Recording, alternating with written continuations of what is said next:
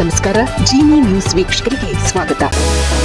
ಎಲ್ಲರಿಗೂ ನಮಸ್ಕಾರ. ನಾನು ಸಂಧ್ಯಾ. ಉತ್ಖನನ ಶಿರಶ್ಛೇದಿತ ಆಳ್ವಾರ್ ಮೂರ್ತಿಗಳು ಹಂಪಿಯಲ್ಲಿ ಪತ್ತೆಯಾಗಿವೆ. ಬಳ್ಳಾರಿ ವಿಶ್ವ ಪ್ರಸಿದ್ಧ ಪ್ರವಾಸಿ ತಾಣವೆಂದೇ ಗುರುತಿಸಲ್ಪಟ್ಟ ಹಂಪಿಯಲ್ಲಿ ವಿಜಯನಗರ ಸಾಮ್ರಾಜ್ಯದ ಗತವೈಭವ ಹಾಗೂ ಅಂದಿನ ಭೀಕರ ಯುದ್ಧದ ಕರಾಳ ದಿನಗಳನ್ನು ನೆನಪಿಸುವಂತಹ ಅಚ್ಚರಿ ಮೂಡಿಸುವ ಮಹತ್ವದ ಕುರುಹುಗಳು ಪತ್ತೆಯಾಗಿರುವುದು ಕಂಡುಬಂದಿದೆ.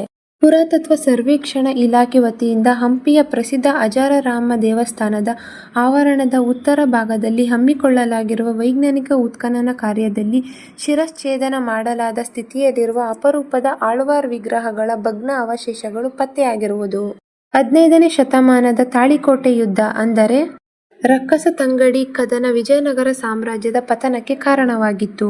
ಈ ಯುದ್ಧದಲ್ಲಿ ವಿಜಯನಗರ ಸೋತ ನಂತರ ಇಡೀ ಸಾಮ್ರಾಜ್ಯವನ್ನು ಧ್ವಂಸಗೊಳಿಸಲು ನುಂಗಿದ ಬಹುಮನಿ ಸುಲ್ತಾನರ ಆಕ್ರಮಣಕಾರರ ಸೈನ್ಯವು ಹಂಪಿಯ ಮೇಲೆ ದಾಳಿ ನಡೆಸಿತ್ತು.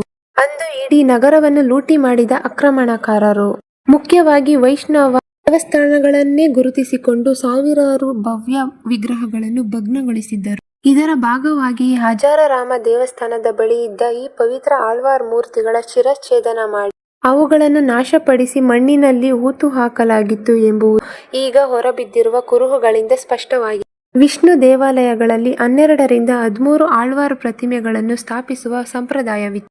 ಈ ಭಗ್ನ ಮೂರ್ತಿಗಳು ಅಜಾರರಾಮ ದೇವಾಲಯದ ಸುತ್ತಲ ಭೂಮಿಯ ಆಳದಲ್ಲಿ ಇನ್ನೂ ಅನೇಕ ಆಳ್ವಾರ್ ಮೂರ್ತಿಗಳು ಹಾಗೂ ವಿಜಯನಗರ ಕಾಲದ ರಹಸ್ಯಗಳು ಹೂತು ಹೋಗಿರುವ ಬಲವಾದ ಸಾಧ್ಯತೆ ಇದೆ ಎಂದು ತಜ್ಞರ ಅಭಿಪ್ರಾಯ.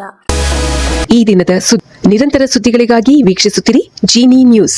ನಮಸ್ಕಾರ.